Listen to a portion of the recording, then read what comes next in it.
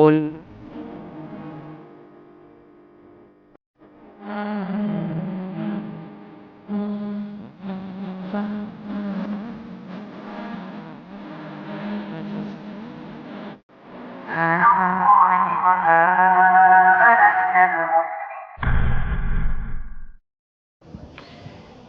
Bismillahirrahmanirrahim. Assalamualaikum warahmatullahi wabarakatuh. Innal hamdalillah nahmaduhu wa nasta'inuhu wa nastaghfiruh wa na'udzu billahi min syururi anfusina wa min sayyiati a'malina. May yahdihillahu fala mudilla lahu wa may yudlil fala hadiyalah. Wa asyhadu an la ilaha illallah wahdahu la syarikalah wa asyhadu anna Muhammadan abduhu wa rasuluh. Allahumma salli ala nabiyyina Muhammad wa ala alihi wa man tabi'ahum bi ihsan ila yaumiddin. Allahumma inna nas'aluka ilman nafi'a wa rizqan thayyiba wa amalan mutaqabbala. Puji syukur kita panjatkan pada Allah. Selawat dan salam mugi-mugi tercurah pada junjungan kita Nabi besar Nabi Agung Muhammad sallallahu alaihi wasallam. Baik ibu-ibu sekalian, kita bersyukur pada pagi hari ini bisa kembali berada dalam majelis Selasa kedua dengan tema masih seputar parenting atau pendidikan anak, yang nantinya kita akan lihat pembahasan kali ini kaitan dengan tips mengajak anak puasa dan bangun subuh. Ini yang nanti kita lihat di pembahasan kali ini. Sudah beberapa poin kemarin yang kita bahas kaitannya dengan sebab kenakalan anak. Ada doa-doa juga yang saya ajarkan, dan nanti kumpulan doa tersebut ada penyebutannya di pembahasan yang kita bahas kali ini nanti ketika mendidik anak supaya anak rajin sholat, menjadi anak yang soleh dan seterusnya. Nah, sebelum kami mulai perlu dipahami bahwasanya pendidikan anak atau mendidik anak itu bukan hanya ketika anak tersebut sudah besar atau sudah paham atau sudah dewasa, namun dididik sejak anak tersebut bayi sudah ada didikan-didikan tertentu. Contoh misalnya anak ketika sudah lahir 7 hari, ada di situ syariat akikah. Dan juga ada hari ke-7 itu mencukur rambut. Akikah ini bentuknya kalau laki-laki, anak laki-laki yang lahir dengan disembelihkan 2 ekor kambing. Kalau anak perempuan 1 ekor kambing. Kemudian berbarengan dengan akikah, rambut itu dipotong. Rambut itu dicukur habis. Baik laki-laki maupun perempuan. Ya, baik anak laki-laki maupun anak perempuan, rambut itu dicukur habis. Nah, rambut yang telah dicukur tadi diajarkan lagi. Ketika sudah dicukur, dikumpulkan, kemudian ditimbang. Kira-kira ya timbangannya 1 atau 2 gram lah. Nah, itu dalam praktek dalam sunnah Nabi Shallallahu Alaihi Wasallam diperintahkan bersedekah dengan berat timbangan tadi seharga perak. Tadi beratnya taruhlah 2 gram gitu. Harga perak berapa, Bu? Oh, tahunya cuma emas. Perak ya sekitar 20.000 lah gitu. 20.000 kali taruhlah 2 gram, 40.000. Cuma suruh sedekah sebanyak 40.000 berikan kepada orang miskin, sudah. Ini dilakukan pada hari ke-7 tadi. Ini tanda ada pendidikan yang sudah diajarkan sedari anak tersebut itu kecil. Dia akan nanti tanya-tanya nanti ketika dia sudah besar, kemudian kok saya dari kecil nih kok belum diakikoi gitu. Dia akan dapati ilmu ini, nanti dia bertanya pada orang tuanya, saya sudah diakikoi apa belum? Kalau orang tua jawab ya sudah, nah dia akan merasa puas ketika itu. Dan memang Nabi Shallallahu Alaihi Wasallam itu katakan, Yang namanya akikoh itu seorang itu akan marhunatun bi akikoti. Seseorang itu akan tergadaikan dengan akikohnya. Tergadaikan di sini layaknya utang. Maka kalau bisa orang tua ya tetap mengakikohi anak. Namun yang para ulama beda pendapat itu batas akikoh itu sampai kapan? Apakah setelah dewasa juga masih diakikoi? Sebagian ulama seperti dalam mazhab Syafi'i menyatakan akikoi itu nanti pada anak juga walaupun dia sudah balik, namun anak ini mengakikoi dirinya sendiri. Maka sering di tengah masyarakat kita muncul pendapat, Ustadz saya ini belum kurban, saya belum akikoh nih, saya boleh kurban nggak? Nanti saya akan mengakikoi diri saya sendiri. Kalau saya jawab, untuk akikoh ketika dewasa tidak perlu. Batasannya itu sampai balik saja sudah. Sebelum balik berarti. Kalau sudah balik, taruhlah adek mau akikohi gitu, dia tidak mengakikohi dirinya sendiri, namun jadi tanggung jawab orang tua juga. Taruhlah kalau orang tua juga nggak mampu, berarti gugur pensyariatan akikoh tadi. Karena pensyariatan akikoh tetap walaupun dikatakan sunnah tetap melihat pada kemampuan dari orang tua. Ketika orang tua tidak mampu ya sudah. Tidak dibebankan ketika itu. Bahkan tadi laki-laki tadi berapa kambing? 2. Mampunya cuma 1 ya sudah 1 saja. Terus mampunya cuma 1 kambing, terus dibeli kambing betina aja. Boleh nggak? Boleh saja, betina lebih murah kan? Lebih murah, sudah dia akikoh juga. Ini juga nggak mampu nih, kambing betina juga nggak mampu ya sudah tidak dibebankan sama sekali. Tidak ada pensyariatan akikoh untuknya. Nah, ini saya ingin jelaskan bahwasanya ada pensyariatan itu dari kecil seperti itu. Makanya kalau orang tua ini paham agama, dia akan didik itu anak dari lahir. Contoh lagi, walaupun ini hadisnya dhaif, sebagian ulama atau bahkan jumhur kebanyakan ulama itu menyariatkan kalau anak tersebut lahir nanti diazankan di telinga kanan, diiqomahkan di telinga kiri, sebagaimana Hasan bin Ali ketika lahir Nabi SAW itu mengazankannya. Hasan ini putra dari Fatimah, putri Nabi SAW, berarti cucu dari Nabi SAW. Jadi simbahnya yang langsung azankan. Namun para ulama kritisi hadis ini. Kalau saya lebih memilih pendapat hadisnya dhaif. Sehingga ketika lahir tidak perlu mengazankan dan tidak perlu mengiqomahkan. Ya, dari kecil juga saya punya anak, saya tidak azankan, tidak iqomahkan. Karena saya menganggap hadisnya dhaif bermasalah. Sehingga apa yang bisa dilakukan kalau gitu ketika baru lahir? Ada satu syariat yang kita mungkin jarang tahu ini. Ada namanya tahnik. Tahnik itu dengan mengambil kurma ini dikunyah. Kalau dulu para sahabat itu datang kepada Nabi SAW, minta beliau yang mentahnik anak-anak mereka. Kenapa? Karena mereka ingin dapat berkah dari Nabi SAW. Sebagian ulama nyatakan kalau mau diterapkan saat ini datangnya orang soleh, nanti orang soleh yang tahnik tadi. Namun saran saya tidak perlu. Cukup bapaknya saja yang mentahnik putranya atau putrinya sendiri. Caranya gimana? Kurma ya, itu dikunyah oleh bapaknya. Asal bapaknya satu catatan saja, nggak habis merokok. Paham ibu-ibu? Masa habis merokok terus dia kunyah kurma masukin dalam mulut anak lagi yang baru lahir? Nggak boleh ya. Bapaknya tadi mengunyah kurma tadi, kemudian yang halus tadi terus ditaruh di hanak. Hanak itu langit-langit mulut. Langit-langit mulut ditaruh di atas. Nah nanti biar bayi itu yang nanti jilat nanti yang langit-langit atas tadi. Itu jadi makanan pertama.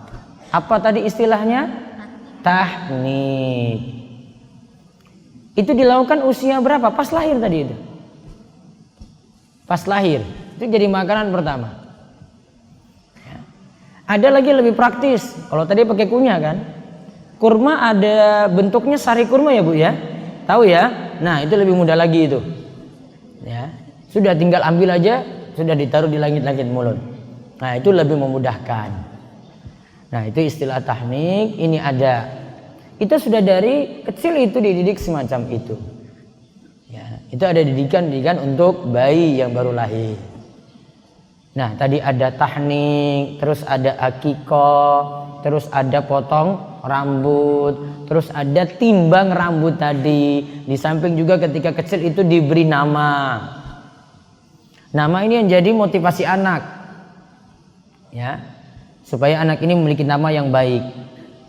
Nama bisa jadi tidak punya arti, Bu. Namun nama itu jadi motivasi bagi si anak.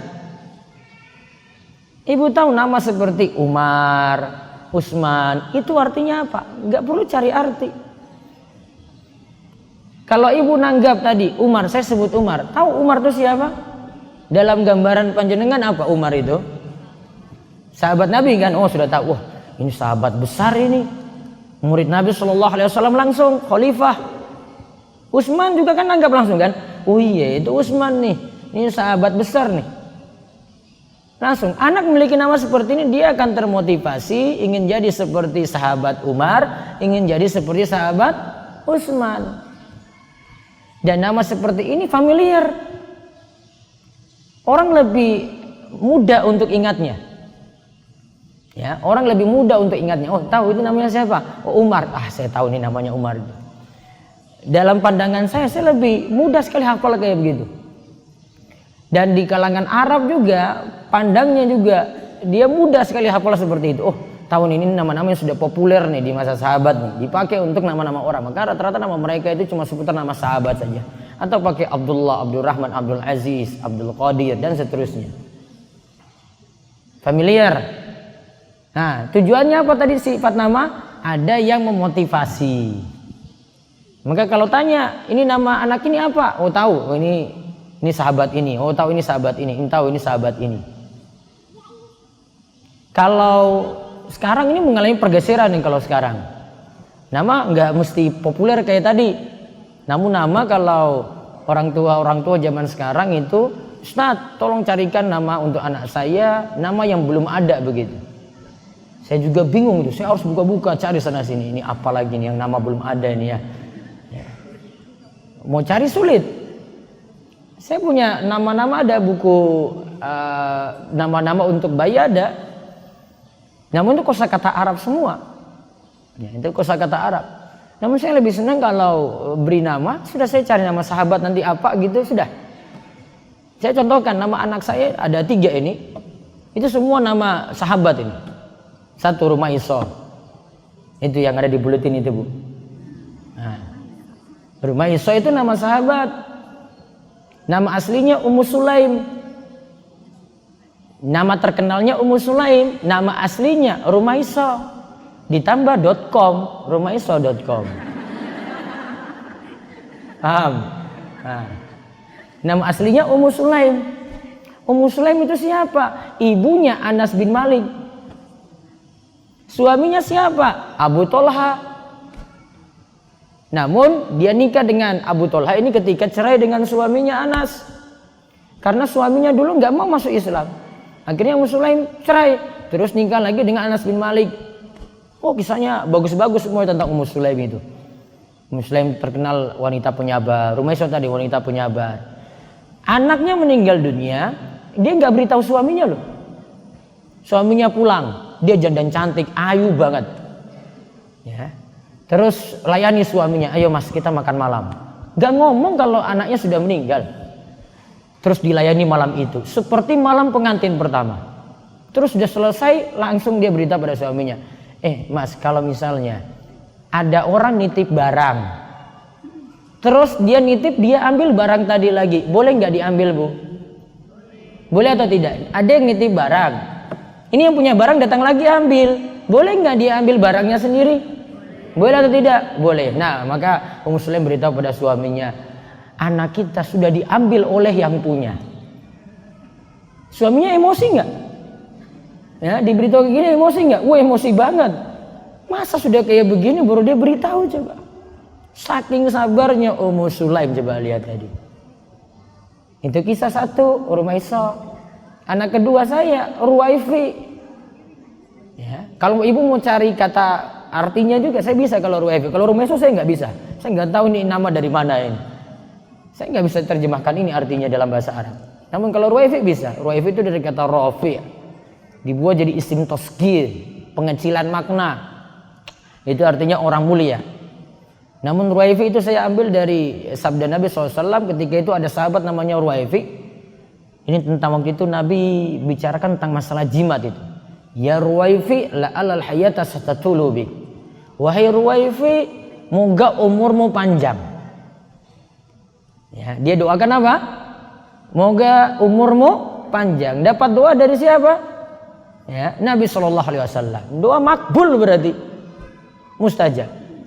Maka kalau saya panggil dia Ruwaifi, itu kadang saya sebut-sebut hadisnya kayak tadi. Yang karena tahu ceritanya. Itu dua. Yang ketiga namanya Ruqayyah.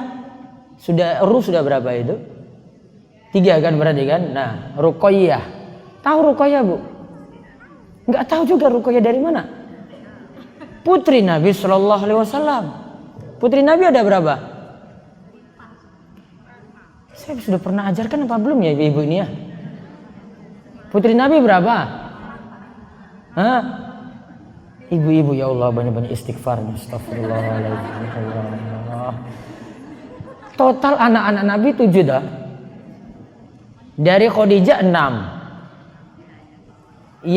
Yang putri 4. Zainab, Ummu Kulsum, Ruqayyah, terus Fatimah. Saya Pak ulang, Bu, ulang. Zainab, terus Ummu Kulsum, terus Ruqayyah, terus Fatimah. Ketika anak saya kecil itu saya bilang, kamu tahu nggak Ruqayyah itu siapa? Saya beritahu anak saya Ruqayyah ini. Dia belum nanggap kan? Ruqayyah itu putri Nabi SAW belum? Enggak, saya nggak mau, saya itu putrinya mama. Dia jawabnya kayak gitu.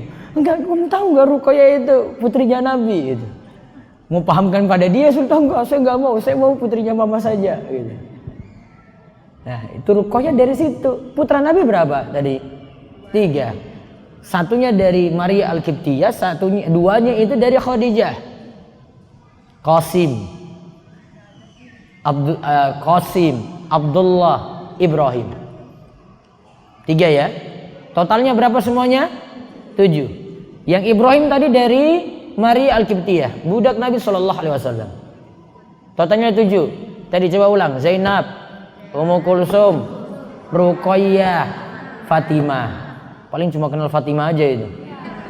Terus yang 3 lagi yang putra, Qasim, Abdullah, terus Ibrahim.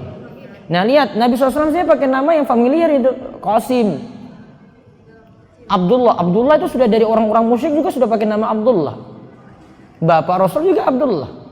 Terus Ibrahim nama Nabi. Tanpa Nabi SAW itu tahu banyak artinya tentang Ibrahim itu apa gitu, enggak. Sudah kasih nama Ibrahim. Nama orang soleh, nama seorang Nabi. Nah nama itu jadi motivasi. Sederhana jadi kalau mikir.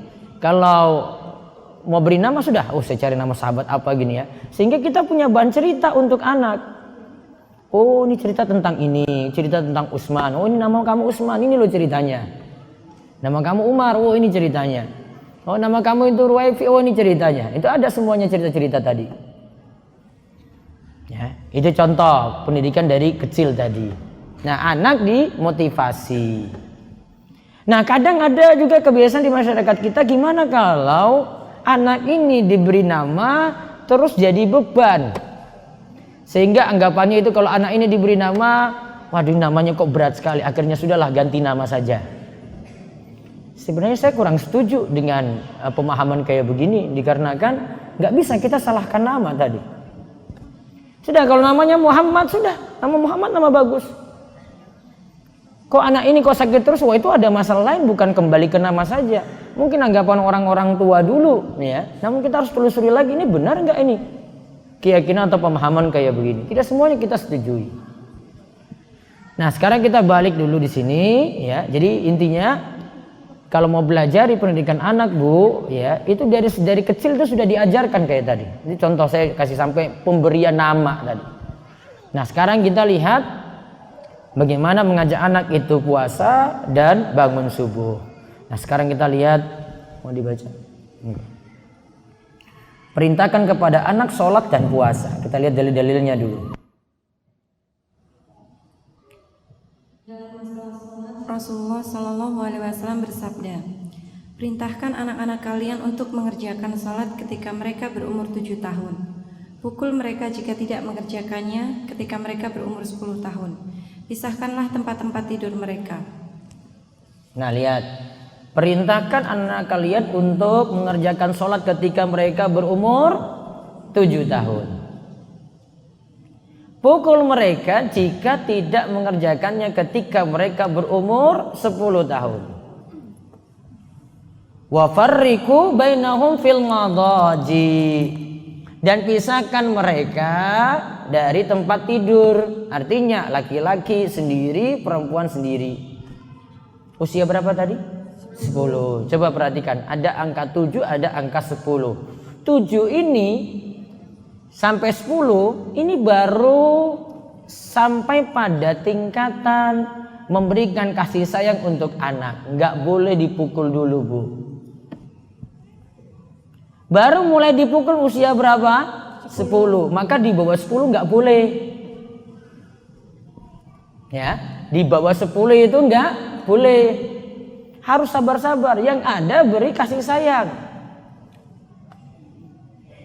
Saya contohkan, Nabi SAW itu kalau lagi sholat, Bu, beliau ketika itu bawa cucu beliau, ada cucu beliau dari putrinya namanya Zainab, namanya Umamah. Umamah ini masih kecil, di bawah 10, masih kecil sekali, putri dari Zainab. Tadi kan ada Zainab yang putri Nabi SAW ada ya. Nah, putri dari Zainab. Itu putrinya itu digendong, ditaruh di sini, leher, ditaruh di leher Nabi SAW. Dan ketika itu beliau lagi sholat, faiza roka'a aw sajada wado'aha. Ketika mau rukuk, ketika mau sujud, nah Nabi SAW meletakkan. Ini nggak marahi ini. Mungkin kalau sebagai orang tua lihat kayak begini, ini bocah ini ganggu sekali, ini emosi sekali, mungkin dia berhentikan sholat terus usir dari situ. Enggak, Nabi ini letakkan dulu ini. Terus wa iza jalasa raddaha fi makaniha. Ketika duduk, ya, beliau duduk, berarti duduk antara dua sujud kan? Nah, diambil lagi si bocah tadi, taruh di pangkuannya. Wa hakadha hatta intaha min sholatihi. Itu dilakukan seperti itu sampai Rasul sallallahu alaihi wasallam selesai sholatnya. Nah, berarti kalau berdiri beliau gendong. Terus kalau rukuk sujud, taruh lagi, diletakkan. Ya. Terus ketika duduk, ambil lagi, taruh di pangkuannya. Banyak gerak gak, Bu? Gerak banyak gak? Batal atau tidak tadi? Tidak batal. Berarti kesimpulannya lagi, banyak gerak ketika sholat. Selama dibutuhkan, ya, selama dibutuhkan boleh. Apa disyaratkan 3 kali gerakan gitu? Enggak. Ini tadi sudah, coba tadi. Ini pegang tadi 1 ya. 1 gerakan. Tadi letakkan ketika rukuk sujud 2 kan? Terus ambil lagi taruh di pangkuan, sudah 3 ini. Ini berlangsung tiap rakaat. Berarti lebih dari 3 enggak? Lebih dari 3. Berarti tidak batal. Karena apa? Sebab butuh, walaupun gerakannya banyak. Berarti kalau ibu sholat sambil menggendong anak boleh nggak? Boleh. Anaknya pakai pampers boleh nggak kalau gitu? Boleh. Ada kencingnya nggak? Oh iya. Bingung lagi.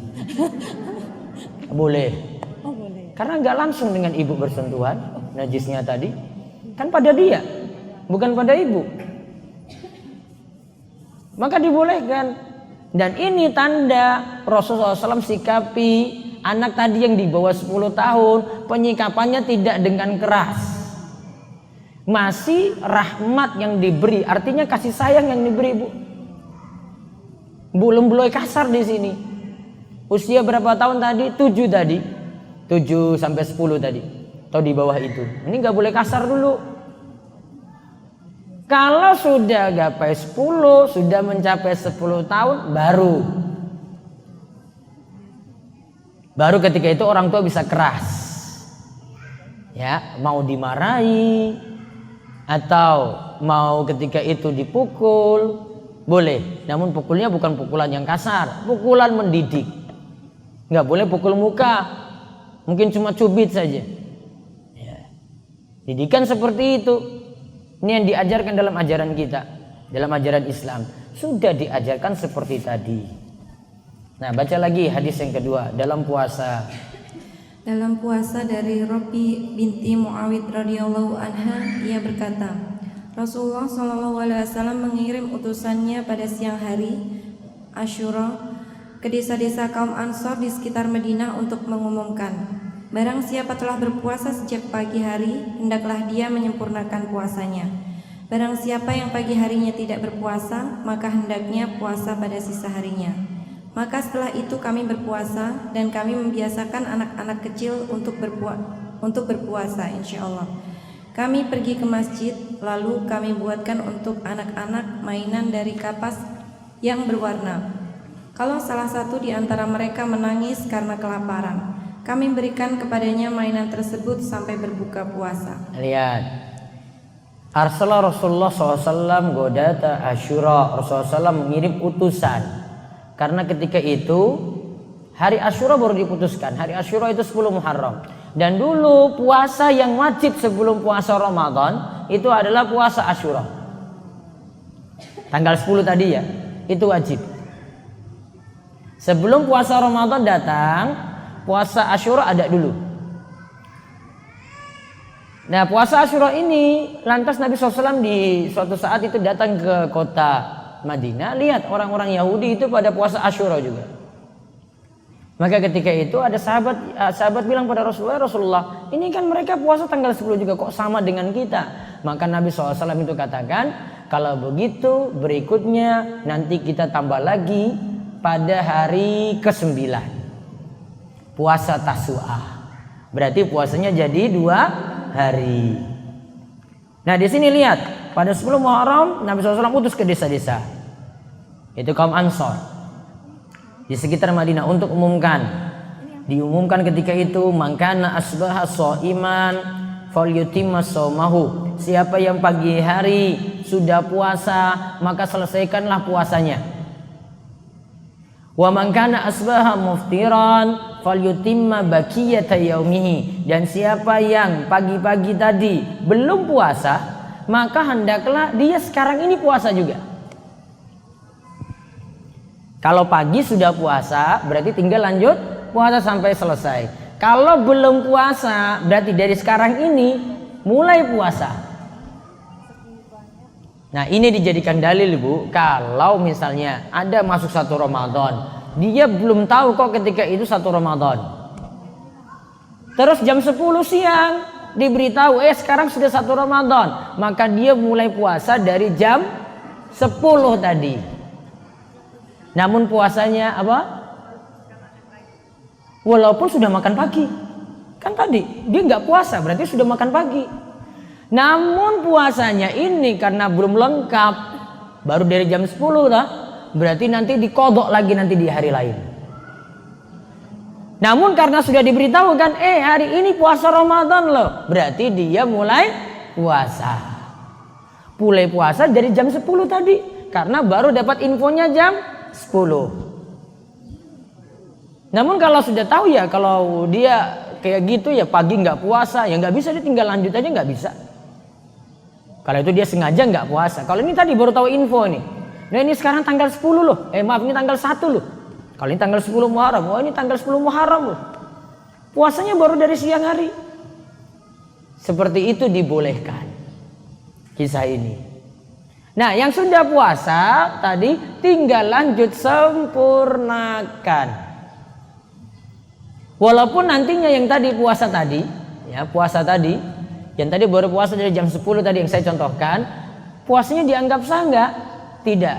Dikarenakan apa? Tidak sempurna dari pagi. Tidak sempurna dari subuh. Harusnya dia puasanya dari subuh. Namun karena menghormati hari, dia hormati dengan dia puasa dari siang tadi. Terus ketika itu fakunna ba'da dzalika nasumuhu. Kemudian setelah itu kami itu puasa Asyura tadi. Wa nusawwimu sibyanana as-sighara minhum insyaallah. Dan kami juga ajak anak-anak kami yang masih kecil-kecil. Disuruh juga apa? Puasa. Jadi sahabat-sahabat dulu ngajak putra-putrinya juga untuk puasa. Puasa Asyura tadi. Mereka puasa, ngajak anak-anaknya juga puasa. Wa nadhabu ilal masjid. Lalu kami pergi ke masjid. Fa naj'alu lahumul lu'bah minal ihni. Kemudian kami buatkan mereka mainan yang terbuat dari kapas. Mainan apalah terserah gitu mereka buat. Nah, berarti anak-anak dikasih mainan. Tujuan mainan ini apa? Lihat, fa iza baka ahaduhum 'ala ta'am.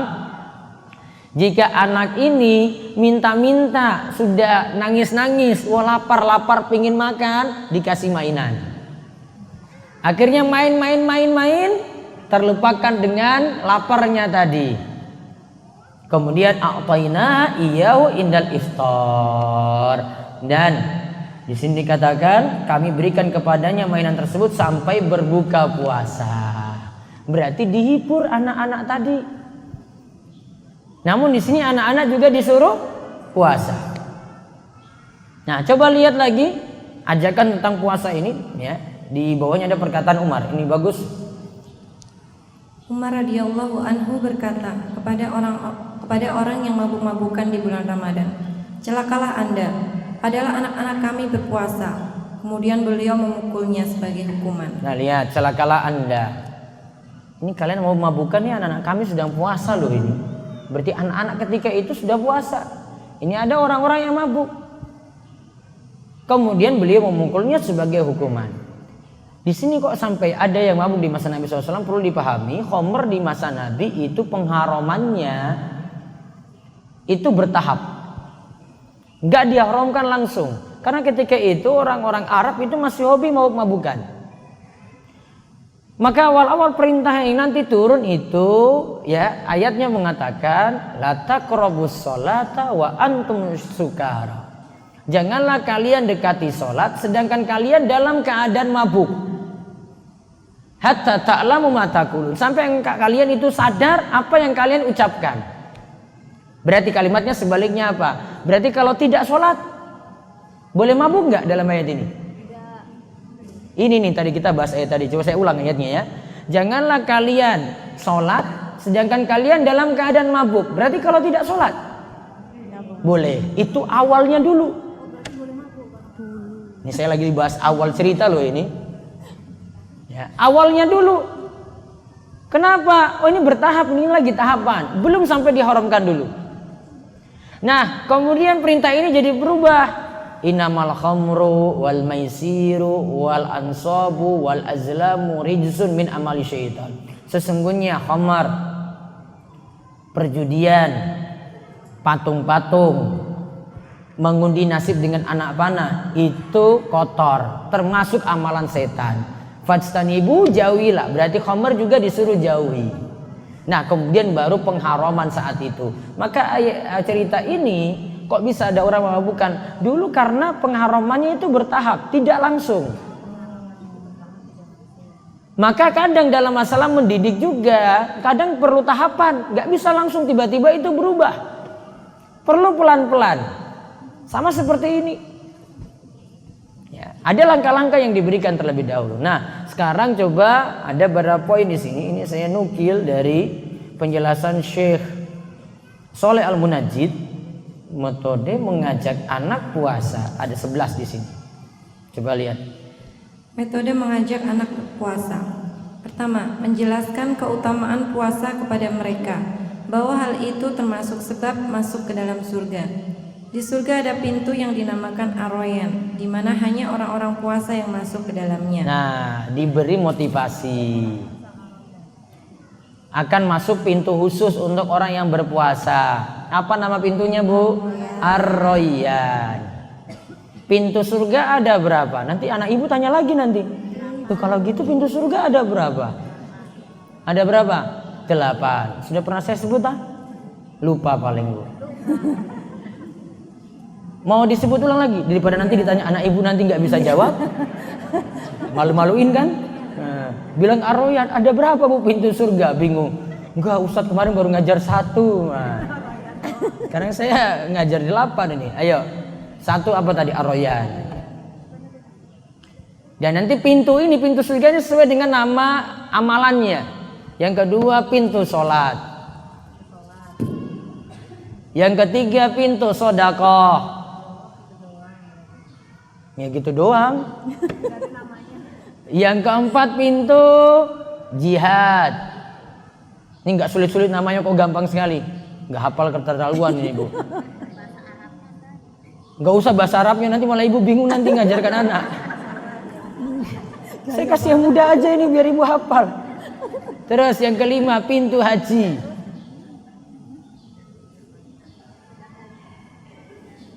Yang keenam pintu aiman. Nah itu baru bingung toh. Aiman. A-Y-M-A-N. Aiman. Pintu aiman itu berikan keterangan untuk orang yang masuk surga tanpa hisab, tanpa siksa. Namanya pintu apa? Aiman. Nah, ingat aja. Terus yang ketujuh, pintu al-kaziminal ghaidha wal afina 'anil nas. Tadi minta bahasa Arab. Pintu bagi yang menahan marah. Pintu bagi yang menahan marah. Minta terjemahkan. Pintu bagi yang menahan marah dan mudah memaafkan. Pintu bagi yang menahan marah dan mudah memaafkan. Apa tadi bahasa Arabnya? Enggak tahu. Al-kaziminal ghaidha wal afina 'anil nas. Saya kasih tahu bahasa Arab bingung malahan. Terus yang ke-8, pintu ilmu. Pintu ilmu. Nah sekarang diurutkan dari nomor 1 sampai 8 coba. 1 Ar-Rayyan. Tadi ya, Ar-Rayyan berikan keterangan untuk orang yang berpuasa. Khusus untuk orang yang berpuasa. Yang kedua, Sholat. pintu sholat. Yang ketiga, Sedekah. pintu sodako. Yang keempat, Jihad. jihad. Yang kelima, Haji. haji. Yang keenam, Iman. aiman. Aiman untuk siapa tadi? Orang yang masuk surga. Orang yang tanpa masuk hisab surga dan tanpa siksa. hisab, tanpa siksa. Dalam riwayat disebutkan 70.000. Ada 70.000 orang. Wow. Sudah pernah dulu saya bahas di sini. Lali paling dulu. Sudah lama sekali. Oh belum datang. Ya nanti cari di internet aja ada lah. Terus yang ke-7, pintu bagi yang menahan marah dan mudah memaafkan. Oh, itu paling berat pintu ke-7 itu. Ada yang buat ibu marah, bisa ditahan nggak? Ya. Terus bisa nggak sampai maafkan? Disakiti sama tetangga coba, bisa nggak maafkan? Berat nggak? Nah, berat. Kalau bisa itu masuk pintu nomor 7 mudah itu tadi. Yang ke-8 pintu apa? Ilmu. Ada berapa berarti pintu surga? 8. Pinter. Sudah bisa jawab berarti. Nanti sampaikan pada anak kayak gitu. Ya, Ar-Rayyan khusus untuk orang yang puasa. Ingat ya, nama pintu bukan nama surga. Itu pembahasannya lain. Nama pintu baru pintunya nih. Bisa nggak ada orang yang masuk tidak hanya satu pintu saja, puasa, sholat, sedekah? Bisa. Kalau dia punya amalan banyak, dia mau milih pintu mana saja. Dia punya puasa rajin, punya sodako rajin, sholat rajin gitu. Dia bisa masuk pintu mana saja. Ya, dia tinggal milih. Oh masuk pintu 1, nomor 2, 3, 4 sampai 8 pintu manapun itu tadi bisa. Cuma menjelaskan masalah pintu di situ. Ya. Jadi bisa motivasi dengan menjelaskan nama-nama pintu surga. Terus yang kedua. Kedua, membiasakan sebelumnya untuk berpuasa seperti puasa beberapa hari di bulan Sya'ban agar tidak kaget dengan puasa di bulan Ramadan. Nah, itu beberapa hari diganti. Membiasakan sebelumnya untuk berpuasa seperti puasa beberapa hari di bulan Sya'ban. Ini kan bulan Sya'ban nih. Sudah puasa belum, Bu? Senin Kemis bisa lakukan, atau puasa Daud bisa, atau 3 hari sajalah, milih di hari apapun. Ayamul Bid bisa juga. Puasa Sya'ban ini Nabi SAW biasanya perbanyak puasa. Ya. Beliau numpuk puasanya di sini sebagai apa? Ibaratnya itu kata para ulama, dikatakan oleh Ibnu Rajab dalam Lataiful Ma'arif. Beliau katakan ibaratnya itu seperti qobliyah untuk sholat wajib. Kan sholat wajib itu ada qobliyah, ada ba'diyah. Nah, qobliyahnya itu puasa Sya'ban. Ba'diyahnya itu puasa Syawal. Intinya itu ibadah Ramadan, puasa Ramadan. Qobliyahnya tadi puasa Sya'ban, ba'diyahnya puasa Syawal. Harinya berapa hari? Terserah. Namun kalau masih punya utang puasa, segeralah bayar, nggak ditunda-tunda. Batasan bayar utang puasa sampai kapan, Bu? Sampai Ramadan berikut. Berarti bulan Sya'ban itu bulan terakhir untuk bayar utang puasa, kecuali ada uzur. Ya, ada uzur nggak bisa bayar karena sakit atau menyusui atau hamil gitu. Kalau saya masih milih pendapat ibu untuk hamil menyusui tetap qadha, nggak cukup fidyah. Dan ini jadi pendapat jumhur ulama, kebanyakan ulama. Apalagi kalau kehamilan dengan kehamilan berikutnya tundanya lama. Untuk hamil lagi dia bilang 5 tahun lagi, ya sudah berarti masih punya waktu untuk mengqadha tadi, karena dia masih punya kemampuan. Kecuali keseringan hamil. Ya. Tahun pertama hamil, tahun kedua menyusui, terus hamil meneh. 3, tahun keempat hamil lagi. Ya. Itu hamil menyusui tahun ketiga, hamil lagi menyusui lagi tahun keempat, tahun kelima hamil lagi. Berat. Itu sudah lebih daripada 100 hari. Qadha enggak mau dia. Wah, ini berat sekali. Ini ngomong anak 3 suruh nyaur puasa lagi. Berat. Nah, itu baru ibu milih fidyah. Fidyah bayarnya gimana, Bu? Hah? Fidyah bayarnya bagaimana? Pakai makanan atau pakai uang serahkan ke orang miskin? Makanan. Disebut makanan apa, Bu? Ini makanan nih. Ini makanan. Ibu makan roti ini sarapan nggak ini? Saya ini makan roti ini pagi-pagi. Sudah disebut sarapan belum? Belum. Kalau Indomie sudah sarapan belum? Belum juga. Perutnya perut besar. Terus apa baru makan? Nasi kan? Nah, nasi 1 bungkus berarti. Lauknya apa terserah. Nanti ada lauk, ada sayurnya apa gitu. Ya. 1 bungkus. Apa perlu Ustaz dikalikan 3? Karena kita makan 3 kali sehari. Tidak. Minimalnya 1. Boleh 3 terserah. Wong sugih ya monggo. Tambah. Namun kalau mau cuma 1 boleh. Tinggal kalau utangnya 30 hari, ya sudah 30 bungkus. Kali 2. Kalau diuangkan, namun nanti ketika serahkan ke fakir miskin sudah dalam wujud makanan, ada yang buatkan, boleh. Kalau kasih uang kemana? Orang miskinnya nggak boleh. Kasih makanan, suruh makanan. Ustaz, saya boleh ganti beras nggak? Boleh. Berasnya seukuran setengah sok. 1 sok itu ukuran zakat fitrah. 2,5 kilo, nah? Berarti separuhnya berapa? 1/4. Setengah sok. Berarti tinggal kalau 30 hari berarti 30 kali 1/4 tadi. Tinggal dikalikan itu dalam wujud beras, kasih ke orang miskin. Kalau mau tambah lauknya lagi terserah. Namun kalau itu cuma beras saja nggak masalah. Ya, telur. Ya, bisa mau tambah nggak apa-apa, boleh.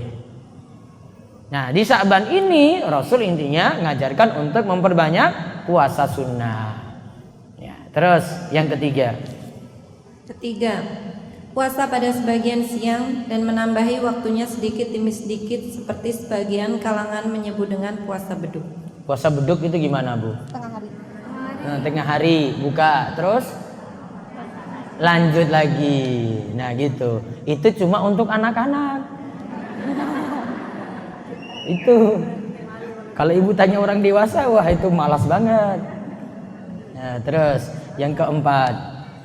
Keempat, mengakhirkan sahur sampai di akhir malam. Hal itu membantu puasa mereka pada siang hari. Maksudnya makan sahurnya jangan tengah-tengah malam. Makan sahurnya dekat subuh. Ya, makan sahurnya dekat subuh, dan memang sifat makan sahur itu lebih dekat dengan waktu subuh lebih bagus. Rasulullah SAW ditanya, Rasulullah SAW pernah makan sahur dengan Zaid. Anas ditanya gitu, mereka makan sahur itu berapa lama? Waktu selesainya dengan waktu sholat subuhnya. Sekitar membaca 50 ayat Al-Quran. Oh, berarti sekitar 15 menit. Berarti dekat sekali dengan waktu subuh. Maka kalau anak dikasih makan itu jangan dari jam 2. Bangunkan saja jam setengah 4. Bangunkan jam setengah 4. Dia masih malas lagi, sudah jam 4 kurang seperempat lah, masih bisa sekarang gini. Nah, baru dia bangun gitu. Nah, diajak makan sahur. Terus yang kelima, menyemangati mereka berpuasa dengan memberi hadiah yang diberikan setiap hari atau setiap pekan. Nah, kalau repot setiap hari setiap pekan ya 1 bulan. Kasih hadiah apa gitu. Oh, Dek, kalau kamu puasa di atas 20 hari nanti dapat hadiah gini. Ada motivasi, boleh dikasih hadiah. Ya, hadiah ini untuk motivasi anak. Biarkan awalnya dia cari hadiah dulu. Namanya anak, belum kena kewajiban kan? Jadi ibu nggak usah ngajarkan dia, Dek, kalau kamu harap-harap hadiah itu riak loh, nggak boleh. Ya, harus ikhlas karena Allah. Jadi nggak dapat hadiah nggak apa-apa. Ini untuk dia. Ini bukan urusan ibu yang dewasa. Kalau dia masih boleh dimotivasi dengan hadiah. Kalau orang dewasa beda. Anak butuh ada motivasi dulu. Oh, kamu nanti hafal zikir ini, nanti mama kasih hadiah ini. Oh, kamu nanti bisa sholat subuh terus, nanti dapat hadiah ini. Boleh. Terus yang ke-6, menyanjung mereka di depan keluarga sewaktu berbuka ketika sahur. Hal itu dapat menaikkan semangat spiritualnya. Nah, ketika berbuka atau ketika sahur, nyanjung. Oh, ini adik ini Masya Allah, puasanya itu sempurna hari ini. Bisa puasa dino, bisa puasa full.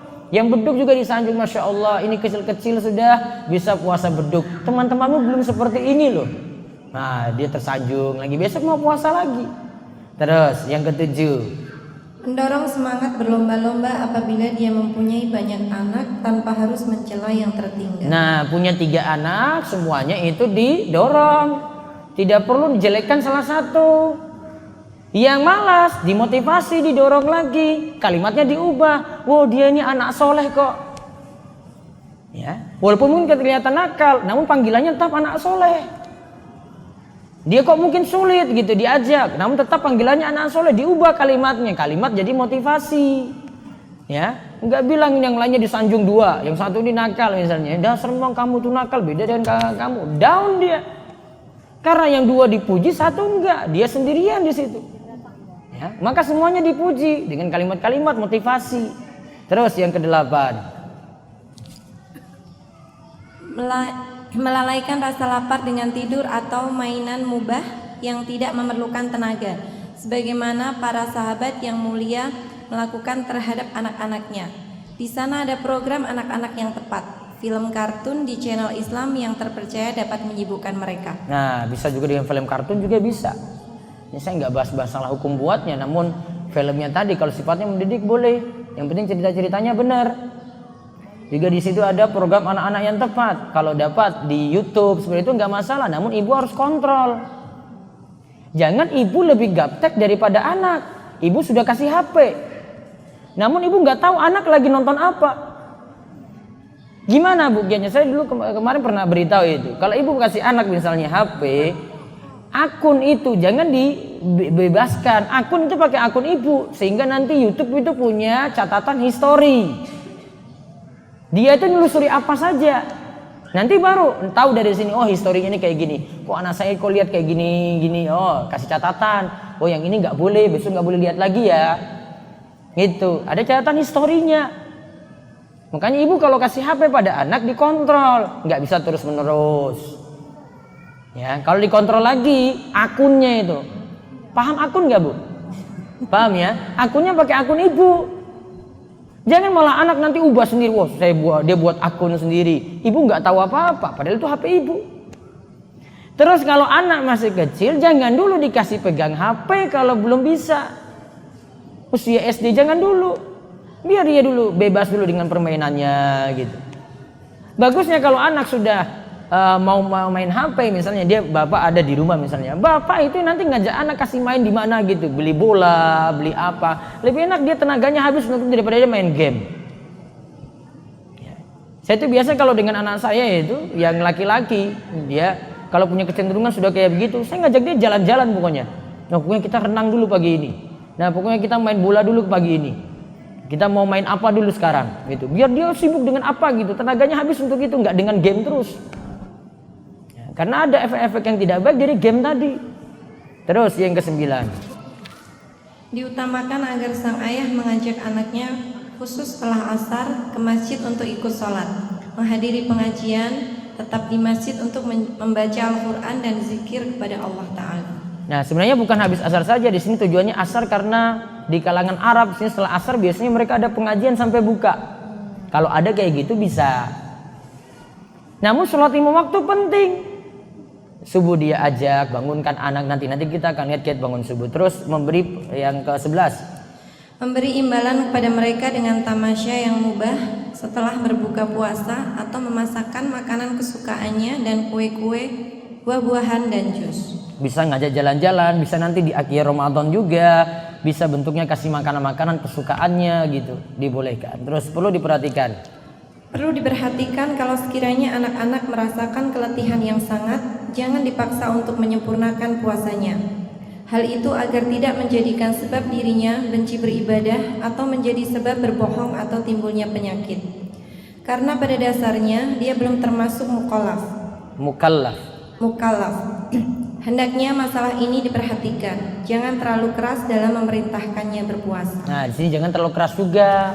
Sudah, kalau dia memangnya cuma mampu sampai beduk tadi, nggak mau lanjut lagi, ya sudah. Dia memang baru tingkatannya segitu. Nah, besok lagi dilatih lagi gitu. Tergantung kemampuannya sampai mana. Lalu sekarang ini mengajak anak bangun subuh. Kenapa saya khususkan bangun subuh, Bu? Paling sulit nggak? Paling sulit. Ya. Kalau subuh bisa, insya Allah sholat-sholat yang lain bisa, gampang sekali. Namun kalau subuh itu berat, sholat-sholat yang lain juga akan berat. Coba kita lihat beberapa kiatnya. 1. Ucapkan kata-kata yang lemah lembut. Tetap dengan kata-kata yang lemah lembut. Ya, ngajak baik-baik, nggak perlu pakai emosi, marah-marah gitu, enggak.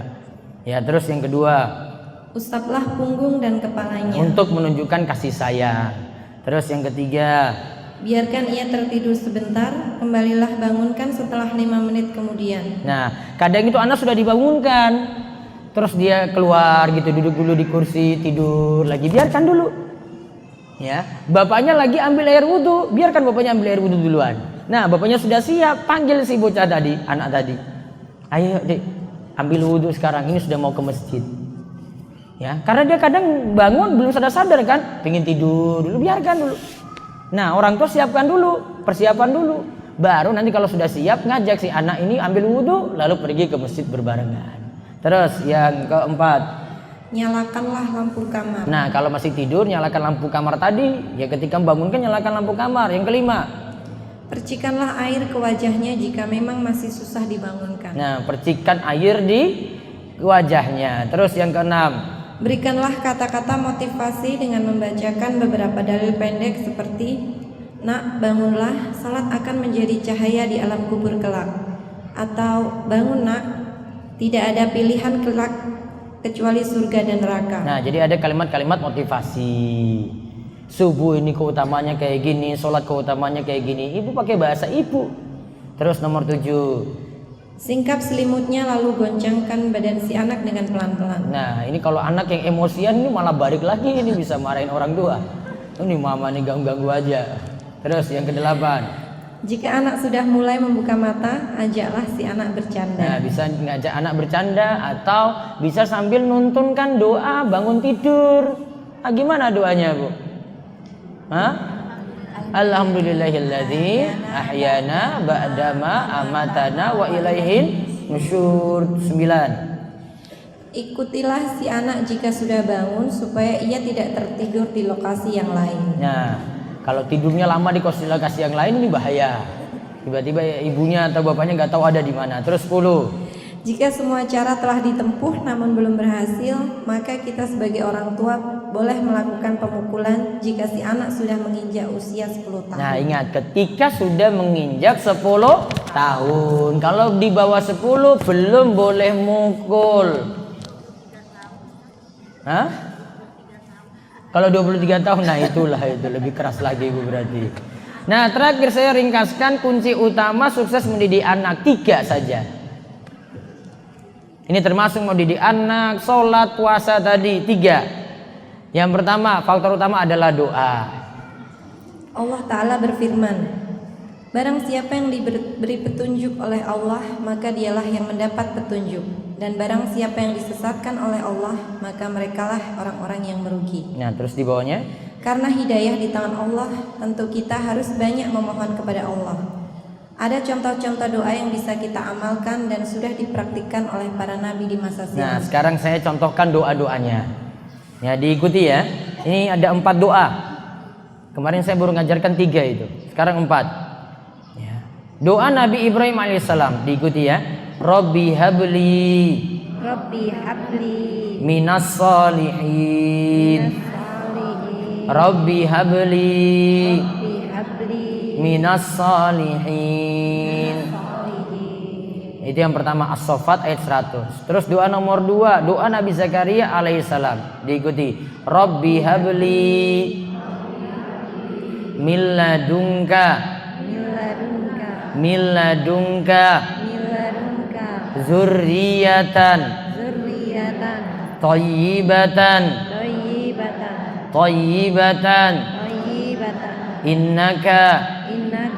innaka sami'ud du'a. Innaka sami'ud du'a. Nah, terus yang ketiga, doa ibadur rahman, hamba Allah yang beriman. Ya, ini ibu-ibu sudah hafal juga. Quran surat Al-Furqan ayat 74. Rabbana hablana min azwajina wa zurriyyatina qurrata a'yun waj'alna lil muttaqina imama. Al-Furqan 74. Sekarang doa yang terakhir, ini ada lagi satu doa yang akan mendidik anak rajin sholat. Rabbi ja'alni muqimas sholati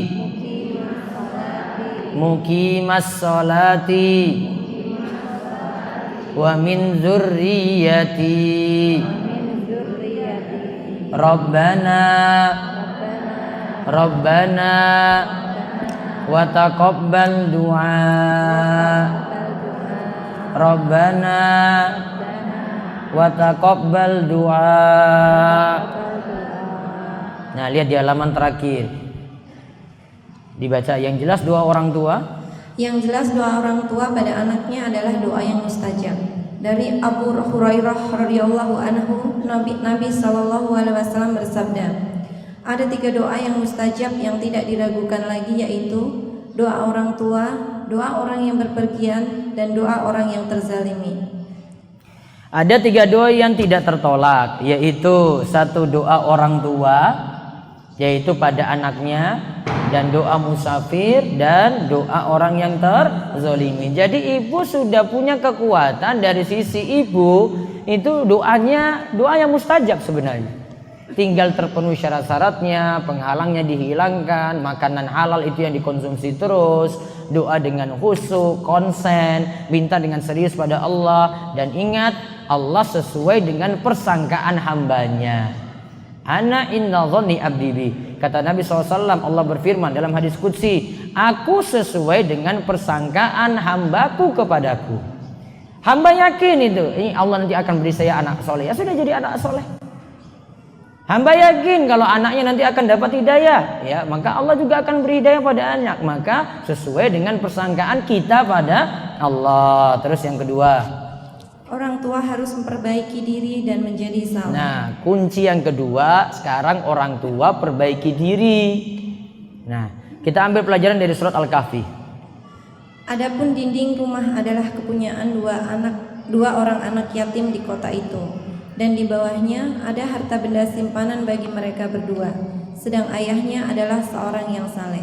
Nah, wa ammal jidaru fa kana li gulamaini yatimaini fil Madinah wa kana tahtahu kanzul lahuma wa kana abuhuma shaliha. Al-Kahfi ayat 82. Ya, lihatlah ini mendapatkan penjagaan dari Allah karena orang tuanya dulu adalah orang yang soleh. Orang tua soleh bawa pengaruh juga untuk anaknya dijaga oleh Allah. Kembali pada kesolehan orang tua. Coba lihat perkataan Umar bin Abdul Aziz. Umar bin Abdul Aziz pernah mengatakan, setiap mukmin yang meninggal dunia di mana ia terus memperhatikan kewajiban pada Allah, maka Allah akan senantiasa menjaga anak dan keturunannya setelah itu. Kalau bapaknya soleh, ibunya soleh, orang tuanya soleh, anak-anaknya juga akan dijaga seperti itu. Yang penting punya pendidikan yang baik pada anak. Orang tua perbaiki diri dulu, apalagi dia ngajari anaknya dengan baik. Terus yang ketiga, pendidikan agama sejak dini. Nah, pendidikan agama sejak dini. Lihat Allah Ta'ala berfirman, hai orang-orang yang beriman, peliharalah dirimu dan keluargamu dari api neraka. Disebutkan dalam tafsir Ibnu Katsir 321. Ali mengatakan bahwa yang dimaksud ayat ini adalah ajarilah adab dan agama kepada mereka. Adibuhum wa alimuhum, ajarkan adab dan agama pada mereka. Nabi SAW pernah ingatkan seorang bocah ketika itu makannya nggak beres, nggak benar. Ya gulam, samillah wa kul biyaminik wa kul mimma yali. Wahai anak kecil, sebutlah nama Allah ketika makan. Baca bismillah. Makanlah dengan tangan kananmu. Makan juga yang ada di dekatmu. Ajaran Nabi SAW pada anak kecil ngajarkan adab ketika makan. Terus juga Nabi SAW pernah ngajarkan pada Ibnu Abbas. Nabi katakan, ihfazillah yahfazka, ihfazillah tajidhu tujahat. Jagalah Allah, niscaya Allah akan menjagamu. Jagalah Allah, niscaya engkau akan dapati Allah di hadapanmu. Artinya disuruh ada kewajiban-kewajiban dijaga, maka nanti Allah akan menjaga kita. Maka anak diajarkan kayak gini juga, jaga aturan biar nanti dapat penjagaan dari Allah. Terus seperti itu. Dari sejak dini, sejak kecil diajarkan nasihat-nasihat, pendidikan yang baik, insya Allah jadi anak yang soleh. Demikian yang kita bahas. Monggo jika ada pertanyaan bisa lewat secari kertas.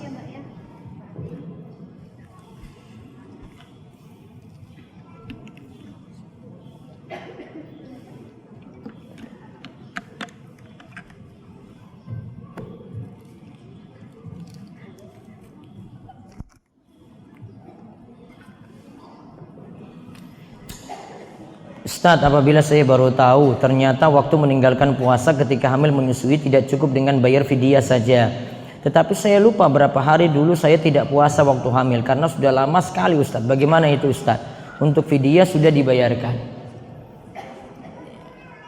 Ilmu yang didapati dulu ya sudah praktekkan yang dulu, maka tidak perlu bayar qadha lagi.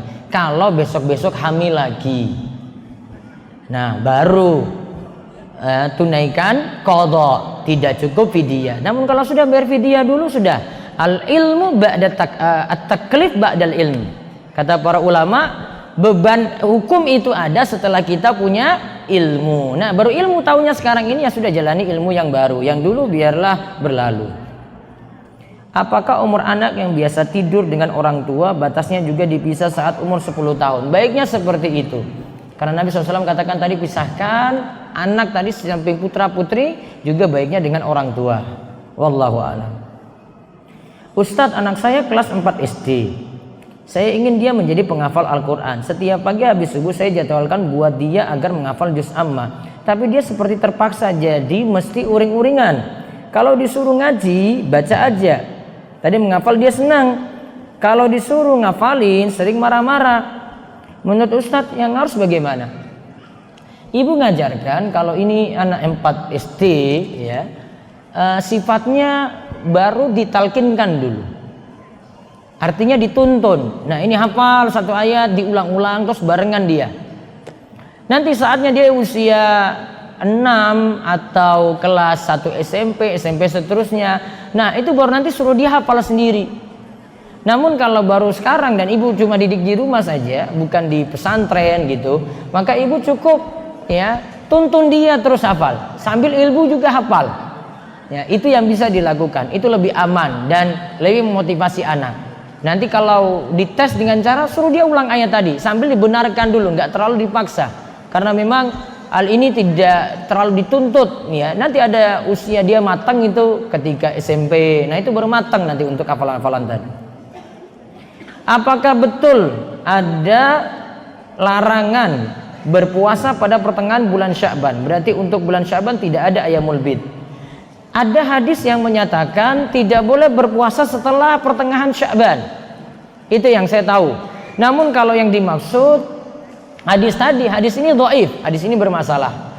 Sehingga setelah pertengahan Sya'ban yang tepat masih boleh berpuasa.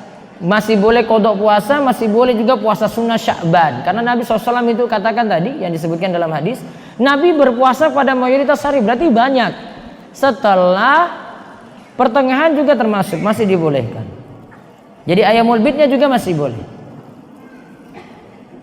Bagaimana dengan puasa yang tidak dikerjakan beberapa tahun yang lalu? Sewaktu kita belum tahu ilmunya, apakah boleh dibayar sekarang? Puasa yang tidak dikerjakan. Kalau memang punya kewajiban qada saat ini juga. Sebenarnya ada tambahan satu kewajiban lagi selain qada, tunaikan fidyah.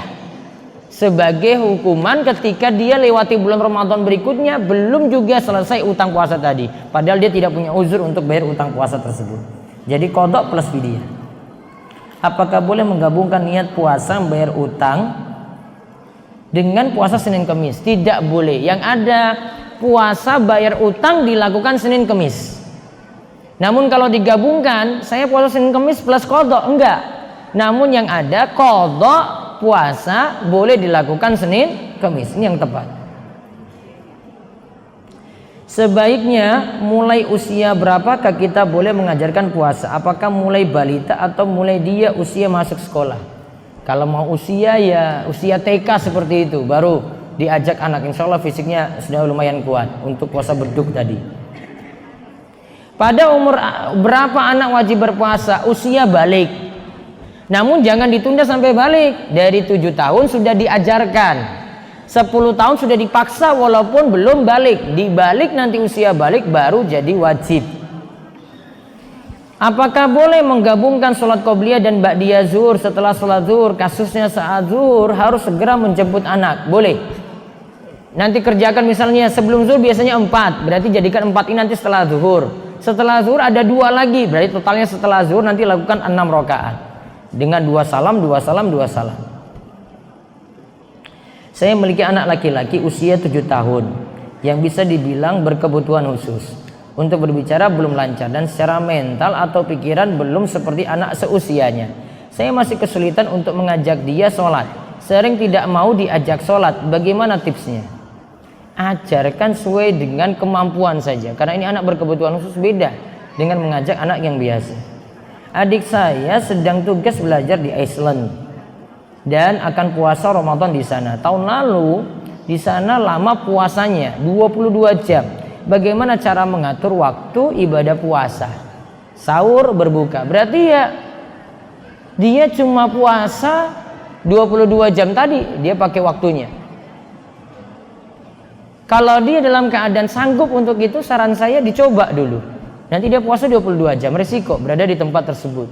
Nanti ketika buka maghrib langsung Isya, kemudian mau dekat sahur ya langsung sahur, nanti lanjut puasa lagi. Ya terpaksa seperti itu. Mudah-mudahan diberi kemudahan. Dahulu kami sudah akikoh dan mencukur rambut anak, namun belum sodakoh seberat timbangan rambut. Bolehkah dilakukan sekarang? Boleh. Perkirakan taruhlah 2 gram sedekah dengan berat perak 2 gram tadi, seharga perak 2 gram. Bolehkah menantu perempuan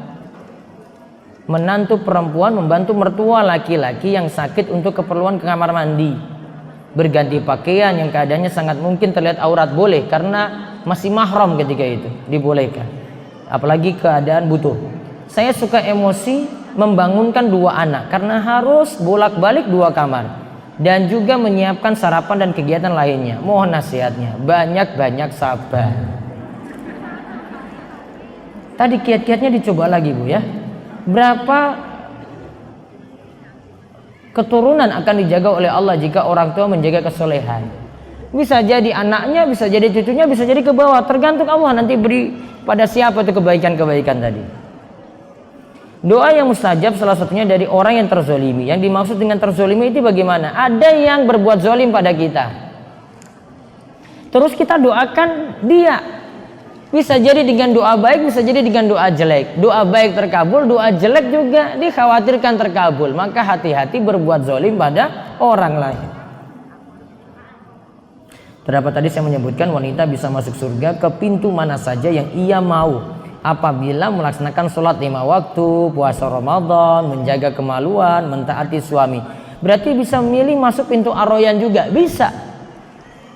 Yang penting lakukan 4 amalan untuk ibu-ibu. Apa tadi? Sholat, puasa, menjaga kemaluan. Kemudian yang keempat, taat pada suami. Silakan milih dari pintu manapun.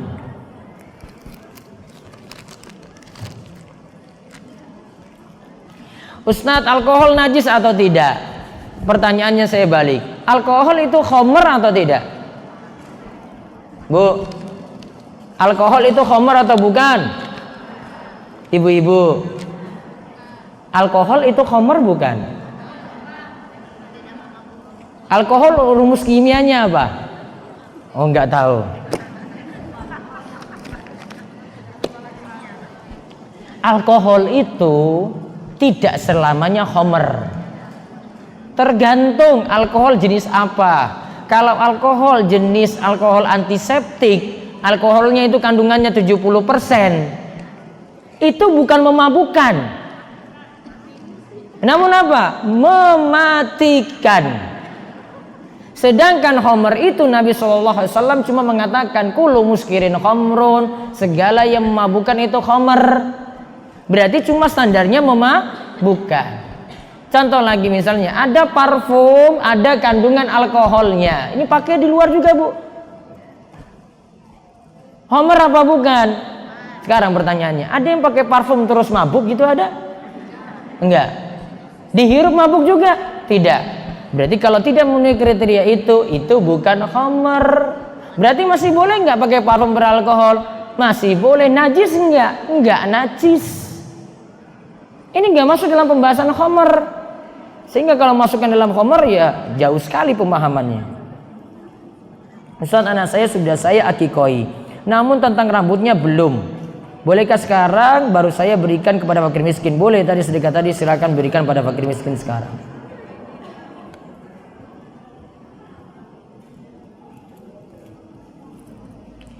Pak Ustadz, ketika mengakikoi anak saya ada 2. Saat dipotong rambutnya tidak sampai bersih, hanya sedikit.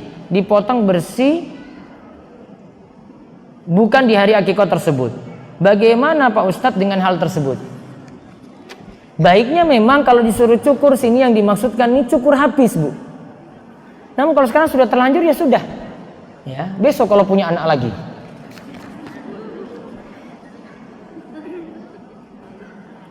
Menyikapi Idul Fitri yang berbeda hari bagaimana? Apakah tetap puasa ketika keyakinannya Idul Fitri besok? Kalau saya tetap manut pada pemerintah untuk penentuan Idul Fitri dan mulai puasa nanti. Amalan ketika Idul Fitri apa saja? Bisa cari nanti di tulisan saya di rumahesa.com, amalan-amalan ketika Idul Fitri. Apabila kita telat sholat fardu, tapi masih dalam waktu sholat, apakah masih boleh sunnah rawatib? Boleh. Ibu bangun jam 5, jam 5 masih subuh nggak? Masih. Maka kerjakan rawatib dulu, baru kemudian sholat subuhnya. Itu tidak masalah. Ibu bangun jam 7 misalnya, ini sudah lewat nih, bangunnya jam 7, sholat subuh tetap kan? Iya. Rawatib boleh nggak? Boleh. Rawatib dulu, baru ibu kerjakan sholat subuh.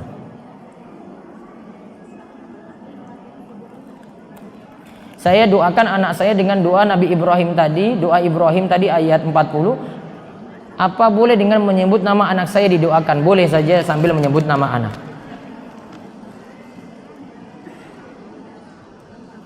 Dulu anak tinggal di pesantren, sekarang sekolah di SMA negeri, tapi sholat sering tertunda, zikir terlewat, padahal anak tersebut jadi panutan bagi adiknya. Ya, tetap ada peringatan dari orang tua. Ini sepertinya karena pengaruh lingkungan. Lingkungan pondok berbeda dengan lingkungan sekolah umum.